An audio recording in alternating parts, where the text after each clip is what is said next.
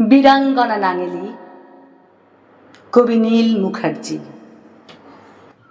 আমি সেই হতভাগিনী নাঙেলি, ইতিহাসের পাতা থেকে যার নাম মুছে ফেলা হয়েছে অতি সন্তর্পণে।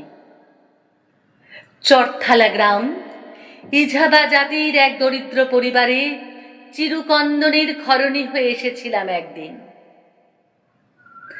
সারাদিন গতর খাটিয়ে দিন শেষে মেয়ে মরদে শুয়ে থাকতাম ফুটো চালের নিচে। ফুটো চাল থেকে ছড়ে পড়া জ্যোৎস্না আর আমাদের দুজনের ভালোবাসা মাখামাখি করে দিন কাটছিল বেশ। মরদ বলে আমার রূপ নাকি ওই চাঁদকেও হার মানায়। আমার যৌবনে মাখামাখি হয়ে আছে জ্যোৎস্নার সমুদ্র। আমার হাসিতে হাজার তারার মিলন মেলা। আমি ফুটো চাল দিয়ে চাঁদ দেখতাম আর নিজেকে খুঁজতাম মহানন্দে। আমি সেই হতভাগিনী নাঙেলি যার সুখ সহ্য হয়নি ত্রিভাঙ্কুরে।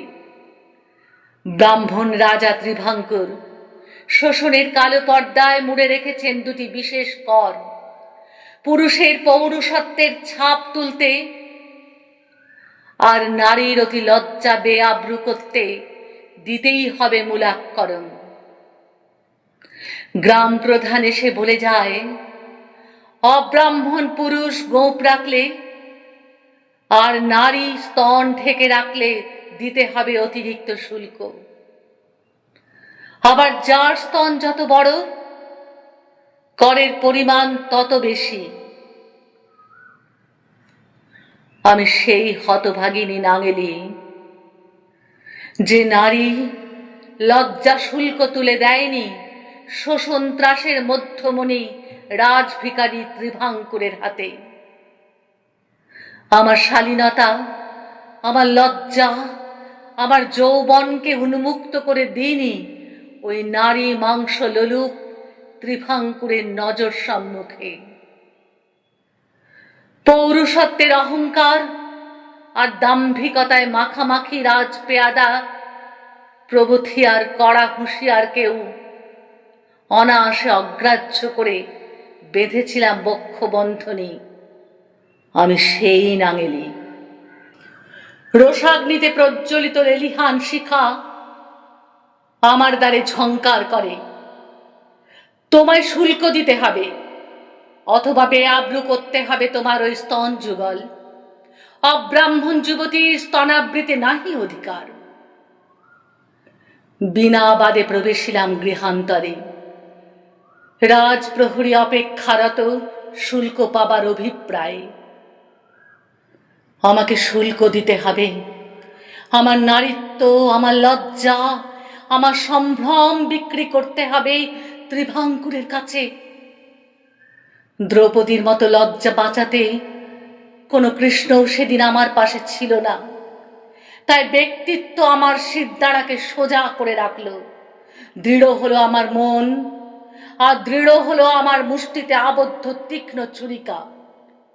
কেটে ফেললাম আমার লজ্জা, আমার সম্ভ্রম, আর চিৎকার করে বললাম, এই নিন, এই নিন আমার মূলাক্ষরণ। নারীত্বের লজ্জা ঢাকতে যদি মূল্য দিতে হয়, সেই লজ্জায় আমি শুল্ক দিলাম রাজকোষে। রক্তাক্ত শরীর গোধূলির অস্তমিত সূর্যের মতো অবসন্ন হয়ে পড়ল অবশেষে। আমার চিতার থেকে উদ্গত ধোঁয়ার সাথে উড়ে যাচ্ছে নারীর সম্ভ্রম। আগুনের লেলিহান শিখায় প্রজ্বলিত হচ্ছে আগামী দিনের নারীর আব্রু। আর চিরুকন্দনের হৃদয় জ্বলে ছারকার হয়ে যাচ্ছে প্রতি মুহূর্তে। হয়তো আমার ডাক সে শুনতে পেয়েছিল সেদিন, তাই তো লজ্জায়, ঘৃণায় আর শোকে কাতর হয়ে গিয়ে এসেছিল আমার চিতায়। চিরুক, এসো, দেখো আমি তোমার সেই নাঙেলি। আবার আমরা বাঁচব চিরুক। তবে শোষণের এই পৃথিবীতে নয়, ওখানে ওই ওপারে